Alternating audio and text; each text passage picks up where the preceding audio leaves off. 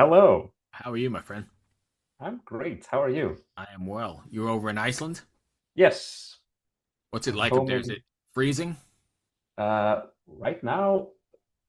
Uh, it's actually, believe it or not, summer. So this is one of the few days a year we have nice weather, like 15 degrees Celsius or something. Do you So get it's the pretty good. 24/7? Hang on, I can't hear myself. Do you get the 24/7 darkness and light? Yeah, we get 24/7 light, maybe May to July, and then darkness almost 24/7 uh, at the New Year's. Interesting. I don't know if I could get used to that. So you could go outside and get a sunburn at like 3 in the morning? Yeah. Wow. Very interesting. How does that play on your, actually, that's a good question. How does that play on your, I guess, psyche, and how does that make its way into your music being from there? I think for a lot of people, myself included, the long stretches of darkness in the winter are tough on your mind. I think we have a really high rate of, I think they call it seasonal affective disorder in Iceland. I would imagine. But as for the inspiration aspect of it for the music and other art forms, the big stark contrasts between all of the darkness and all of the light are really cool and inspiring. And I think Icelandic culture and nature and geography and light and darkness are so chock full of those really stark contrasts that makes for a fertile ground for any kind of art. Which of those extremes is where you feel most comfortable writing or more creative? I think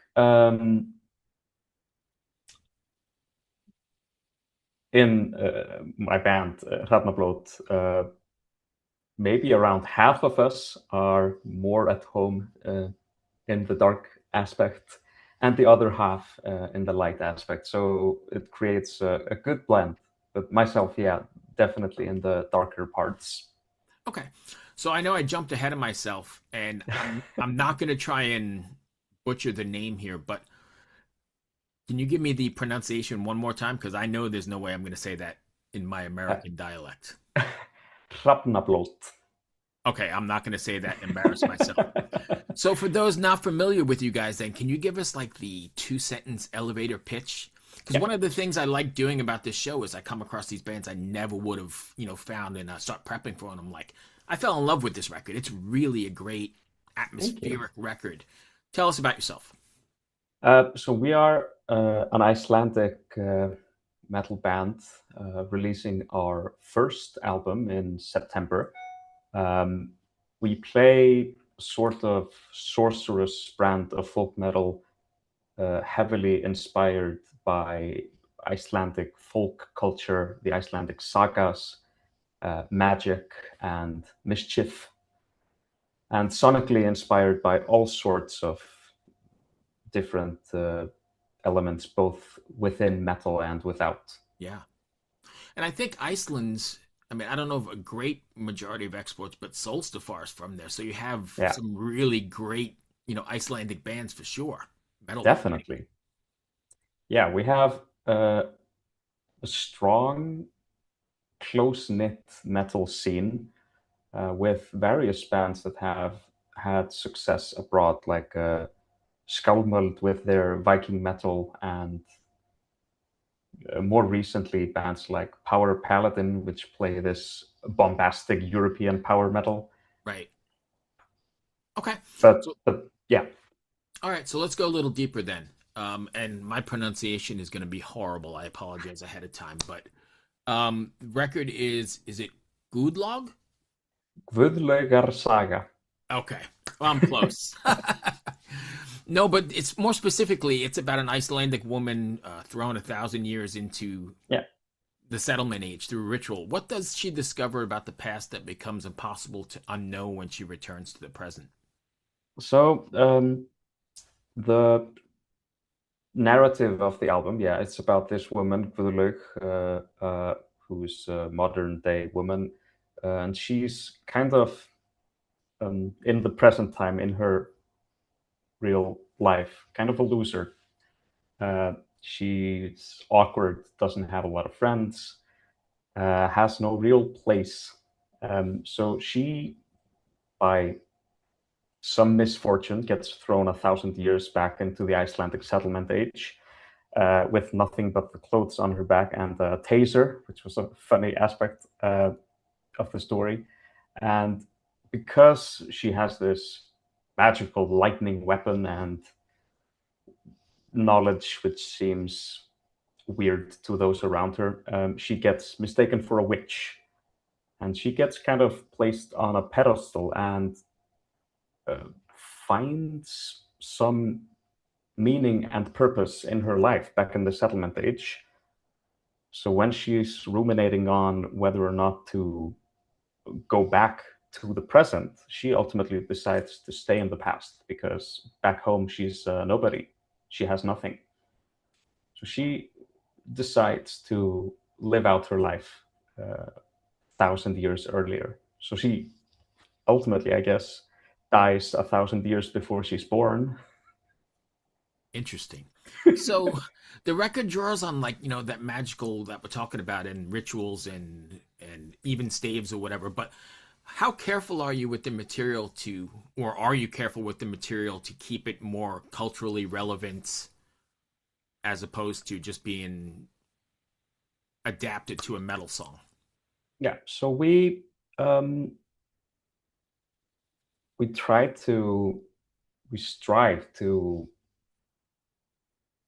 present a somewhat faithful, if fictionalized, version of Icelandic folklore and culture. And a lot of the elements in the narrative of the album, which I'm sure most listeners won't understand the lyrics because they're in Icelandic, but we will be publishing translations for people that are really deeply interested. But we strive to um, present it uh, faithfully without being overly literal and tying ourselves too much to history and real world stuff. Okay. How do you make the album feel more like one continuous spell instead of a series of, scenes? Um, Or was that all in at the the sequencing? outset of Yeah, I mean, at the outset of writing the album, we roughly sketched out the story beats. I think at at the time when we landed on the concept, on the narrative, we had only written one or two songs. So then it became a matter of matching the songs, the instrumentals, the vocals to the correct story beats in order for the album to flow properly. Okay. So I'm going to go just a little deeper for the hell of it. If you could meet the people whose stories became your folklore, would their real lives make the myths more meaningful? That's a good question. I think um, a lot of the folklore stories I'm most interested in have to do with Icelandic witches and warlocks. There's this story of a guy named Galdraloftur who was a pretty bad guy who went abroad to study magic and uh, had some trouble with one of his classmates, so he magically trapped him inside a wall, so he died. Uh, I don't think I'd like to meet that guy. Right. But I mean, of course, most of this stuff, didn't actually happen. So I think I'd prefer to live with the folklore versions of them rather than the actual people. Okay. When you're writing these songs, and because it's very theatrical, are you writing like with the stage in mind, how it's going to look on stage, or if you had no budget, what it would look like on film or whatever? Yeah, for sure. We've we have so far released two music videos that I shot and directed and edited myself because we're a new band, not a lot of money, Right. um, and when writing the songs, we were definitely aware of how we want to present them visually, both in video form and on stage. We no, we don't really want to just walk up on stage in jeans and t-shirts, play the songs, and leave. We want to do something weird. Weird is good. Yeah, I love weird. I kind of live in the weird space. So, Yeah. all right, so we're gonna go weird. Here's a weird question for you. If I'm gonna say the name, it's probably bad, but if Yeah. Gulag or Gudlug, Hmm? am I even close? It's pretty good. Okay. Pretty good. If she arrived in the settlement age with a phone at 2% battery, what would confuse the ninth century locals more? TikTok, Bluetooth, or the fact that nobody can find the charger? Uh, this is funny. Funny you mentioned the charger because one of the lyrics in the last song of the album, which is like a 12-minute long multi-part epic, has her Gulu saying, uh, "I can't find a charger." But yeah, I think TikTok would melt some brains in the settlement age for sure. Okay. Is there a message? I mean, I know it's her story, but is there a message either built into her story or on a grander scale that you want your fans to walk away from after listening to the record? Um, I think for me, the message I would want to have people walk away with is be interested in folk culture, in old stories, because we live in a time with huge oversaturation of heavily produced pop culture, uh, uh, Marvel movies that cost $1 billion to make, albums with 50 different songwriters for every song. Um, so there's some value in looking back to the old stories, um, both for inspiration but also for enjoyment. And I mean, the folk traditions of each group of people are different and can inform you about the values of those people. I mean, Icelandic folk culture is vastly different to, I don't know, Senegalese folk culture or people in Bangladesh or Canada. I think it's great how a lot of metal musicians tap into that folklore. And I think Europeans, especially Scandinavian countries, have had a Yeah. history of being, and maybe because you've been around a whole lot longer than the US or whatever, but Hmm. a great way of always tapping into that culture, everywhere from black metal to anywhere along the, especially black metal, though, I think really Yeah, taps into that from Norway and Finland and that kind of stuff. for sure. And I mean, here also, a lot of, Nordic metal is very heavily inspired by, the Viking Age and Norse mythology, which are great sources of inspiration for so many bands. And I mean, there's a lot of there's a bunch of that in our music too. But we try to differentiate also from that by focusing on, the Icelandic sagas and Icelandic magic traditions. Right. I think you may hate me for saying this, but I think, or I know growing up, like there was this weird. I'm a metalhead since whenever, but in the United States, there was this weird if it's not priest or maiden or whatever, it's not metal, and there Hmm. is no thought of connecting with folk metal from other places. And I remember, I was an adult when I finally, first heard some of it, and then started doing the show and meeting people and connecting with, and it's amazing. And it opened my eyes to a whole lot of other things besides the music, right? You start looking into the myths or the culture or this, or it's really, really interesting and educational for, a fool like me. Did I lose you? Yeah, sorry, I lost you for like Yeah. half a minute, but okay, I got you now. Did I come through or you lost the whole thing?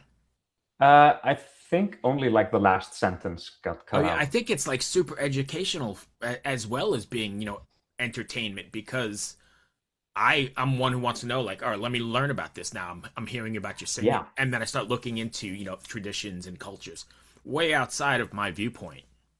absolutely. And I think that really can be an enriching experience. I've been uh, last year, I had a month or so where I listened to, I think, like 30 different Chinese folk metal albums. I had never listened really to Right. any music from China before. And it gave me such an appreciation for different ways of um, creating music, different melodies, Scales. Yeah. scales. Yeah. And I mean, I didn't understand a single word of the lyrics, but Right. you get the feeling, you get the vibes. Yeah, it's I think metal may convey those vibes and those energies and more than anything, any other genre. Yeah, I totally agree. And yeah, like I said, and anybody watching or listening, go check out some of this stuff because I think Absolutely. my entry point was Corporal Cloney, Yeah, and then the sky's the limit after that. Then it was Ensiferum, and then I went down the rabbit hole of Solsifar or Solstifer, however you pronounce it, and whatever. There's a million of them now. I just talked to a band from Bangalore just this morning, cool. Shivering Shade. They're a an Indian metalcore band. So it's really good metalcore with like these Indian vibes, and it's great. Yeah, it sounds like a really cool fusion of sounds. I love that. I like to live in that existence of the crossover of culture boundaries, genre boundaries, whatever. That's where I think the best Absolutely. stuff gets made. Absolutely. Any plans to take this on the road at all? Yeah, definitely. Of course, being in Iceland, we first have to take it on the plane. Right. Island in the middle of nowhere. But yeah, we have very clear goals for taking uh, the show to, well, anywhere that will have us, really. Fair enough. And if fans want to find you guys, can you give us your socials? I don't want to butcher the name or Yeah, what. we are everywhere on Facebook, Instagram, TikTok, YouTube, just under Hrafnablo. I'm Uh, gonna put that in the narrative. So yeah, yeah, just read yeah, below because I it's can't say just it. at Hrafnablo anywhere and Hrafnablo.is. Okay.